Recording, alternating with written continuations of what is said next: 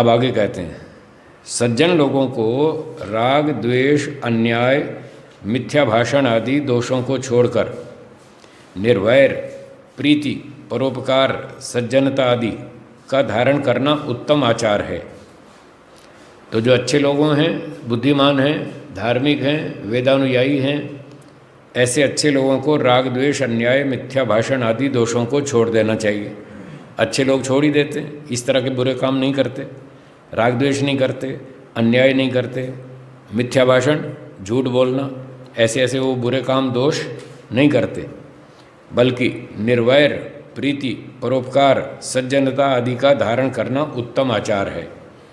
तो ये अच्छे अच्छे आचरण हैं, जो वैर भाव से रहित होकर रहना, निर्वैर, निर्वैर, वैर भाव से रहित होना, द्वेष रहित होना, प्रीति, सबसे प्रेम भाव रखना, सभ्यता से व्यवहार करना, परोपकार, सबका भला करना, सबको सुख देना, और सज्जनता आदि और ईमानदारी, सच्चाई से जीना, दूसरे को सुख देना, अन्याय नहीं करना, दुख नहीं देना, इस प्रकार से अच्छे अच्छे गुणों को धारण करना, ये उत्तम आचार है, ये अच्छा आचरण है, ये सबको धारण करना चाहिए। और यह भी समझ लें कि धर्म हमारे आत्मा और कर्तव्य के साथ है। धर्म का मुख्य संबंध हमारी आत्मा से और हमारे कर्तव्य से है। कोई देश विदेश की यात्रा से धर्म भ्रष्ट नहीं होता। वो तो उत्तम आचरण करो तो ठीक है, चाहे देश में करो चाहे विदेश में करो, खान पान शुद्ध रखो, चाहे भारत में रहो या जापान में रहो, कहीं भी जाओ, खान पान शुद्ध है, आचरण ठीक है, तो हमारा धर्म नहीं बिगड़ेगा।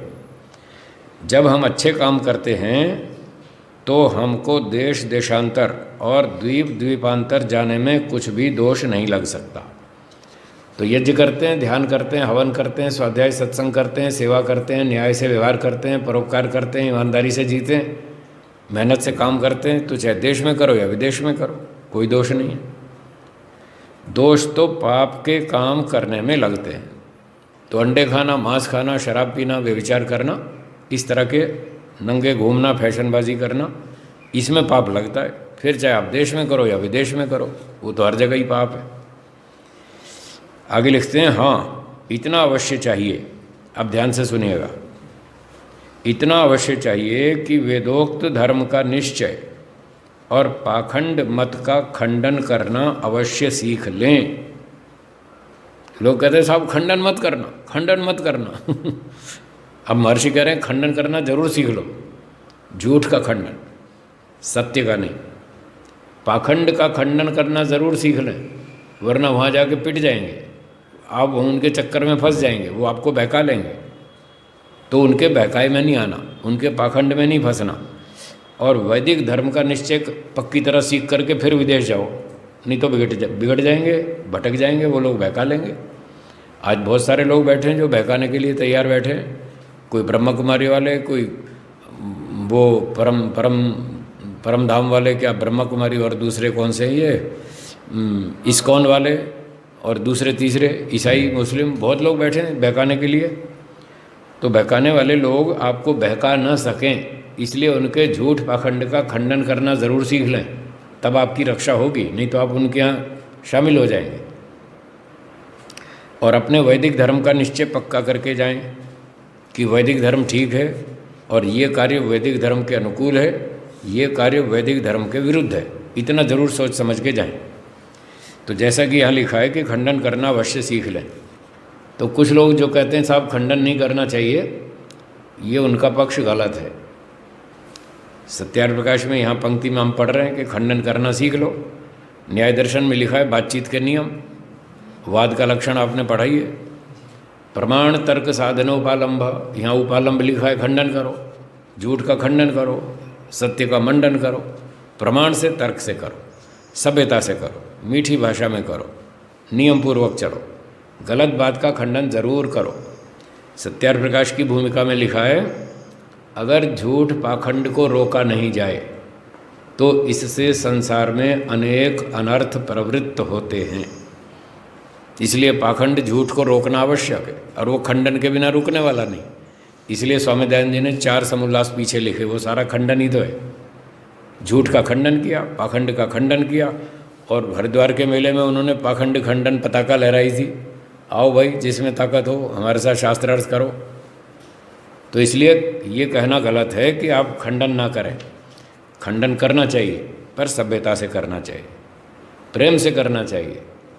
देखिए डॉक्टर लोग ऑपरेशन करते हैं कि नहीं करते हैं ना। अब ऑपरेशन बिना खंडन के कैसे होगा? जब तक पेट नहीं काटेंगे तो ऑपरेशन होगा कैसे? तो ऑपरेशन में तो पेट काटना ही पड़ता है, खंडन तो करना ही पड़ता है। लेकिन पेट काटते भी हैं और सिलाई भी करते हैं, दोनों काम करते हैं। ये नहीं कि काट के ऑपरेशन करके खुला छोड़ते हैं खुला नहीं छोड़ते। तो वो खंडन करते हैं, दो तरीके से करते हैं। पहले रोगी को बेहोश करते हैं, रोगी होश में बैठा है और डॉक्टर ने चाकू लेके फट काट दिया पेट, तो मर जाएगा, चिल्लाएगा जोर से। तो खंडन करना चाहिए, ढंग से करना चाहिए। पहले तो उसको रोगी को बेहोश करना चाहिए, उसके बाद पेट काटना चाहिए, और ऑपरेशन करके उसके बाद सिलाई भी करनी चाहिए जहाँ से काटा था, तो ऑपरेशन सफल होता है। तो इस तरह से जिसका खंडन करना हो पहले उसको बेहोश करो। आप कहेंगे जी बेहोश का मतलब, अगर बेहोश कर देंगे तो सुनेगा कैसे? होश में रखना है। मैंने कहा हाँ होश में रखना है, पर बेहोश करने का मतलब जैसे रोगी को डॉक्टर बेहोश करता है, मतलब इस स्थिति में ले आता है कि पेट काटने पर उसको दर्द ना हो, दुख ना हो, इस पोजीशन में लाओ।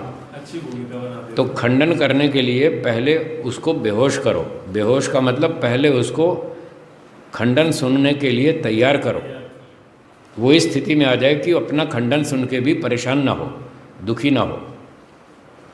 तो बेहोश करने का तरीका सुन लीजिए। मुझे तो अनुभव है ना लंबा, इसलिए मैं तो खंडन खूब करता हूँ, पर ढंग से करता हूँ। पहले रोगी को अर्थात श्रोता को पहले बेहोश करता हूँ, उसके बाद खंडन करता हूँ, फिर उसके बाद पेट काटता हूँ, उसका ऑपरेशन बाद में करता हूँ। पहले उसको बेहोश करता हूँ। तो रोगी को बेहोश कैसे किया जाता है? प्रवचन में या बातचीत चर्चा में भी अगर आपको किसी का खंडन करना हो तो उसको खंडन सुनने के लिए पहले तैयार करो।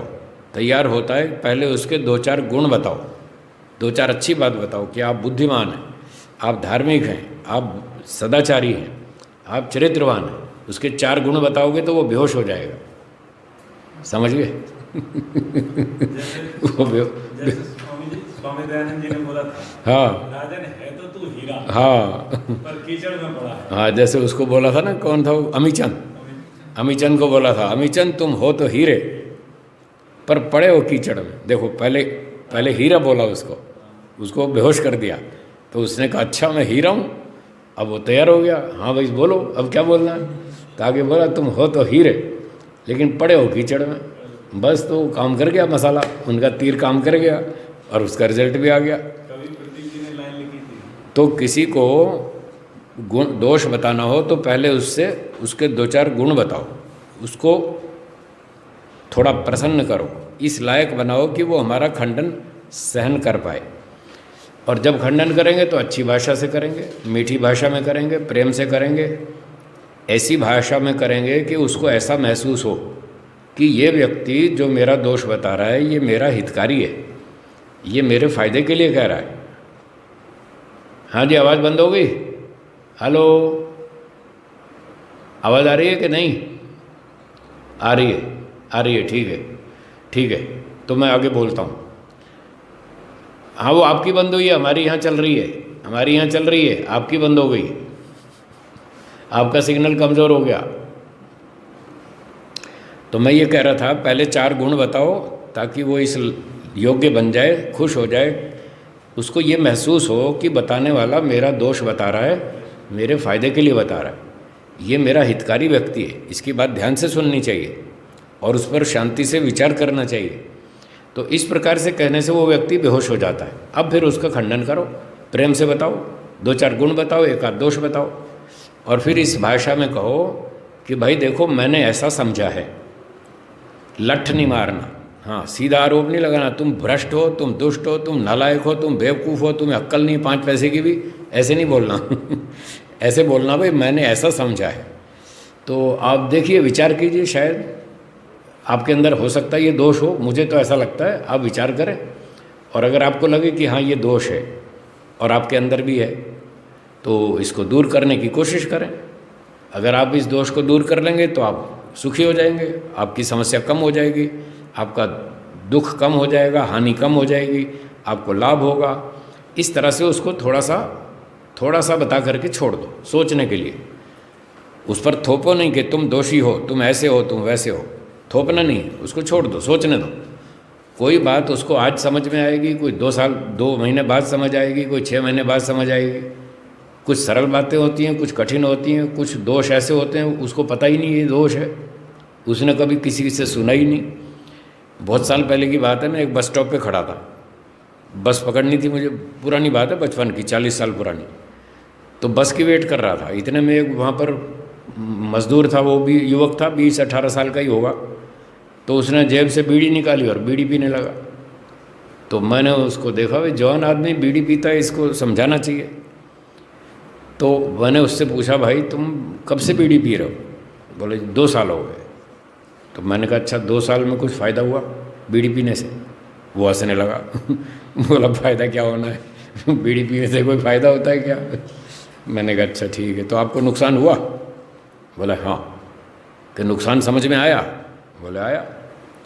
तो मैंने कहा अभी तो तुम्हारी उम्र छोटी है, 18-20 साल है, और मेरी भी उम्र उतनी थी, 18-20 साल ही थी लगभग।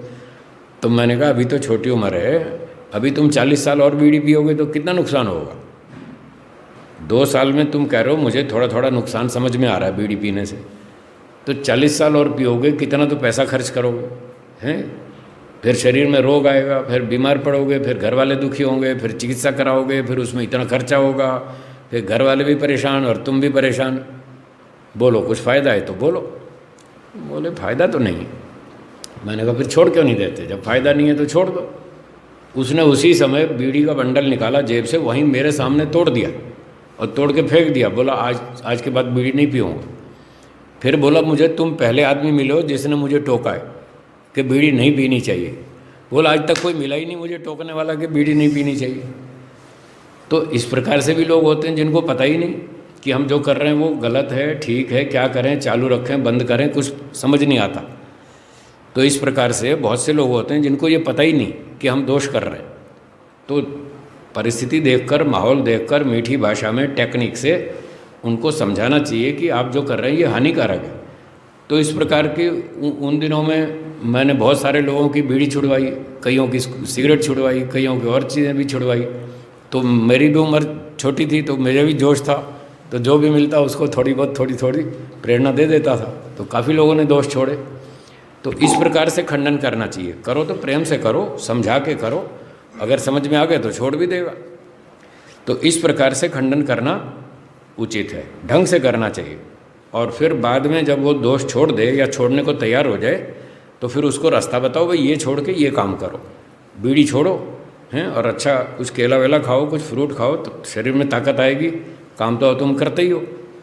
तो बीड़ी छोड़ देने से जितना पैसा आप बीड़ी में लगाते हो उतना पैसा फ्रूट में लगाओ, घी में लगाओ, दूध पियो, इतने पैसे का दूध पियो तो आपका शरीर अच्छा बनेगा, आयु बढ़ेगी।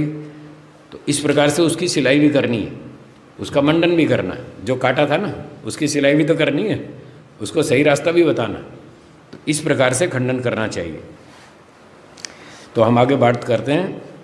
इतना अवश्य चाहिए कि वेदोक्त धर्म का निश्चय और पाखंड मत का खंडन करना अवश्य सीख लें, जिससे कोई हमको झूठा निश्चय न करा सके, मतलब बहका नहीं सके।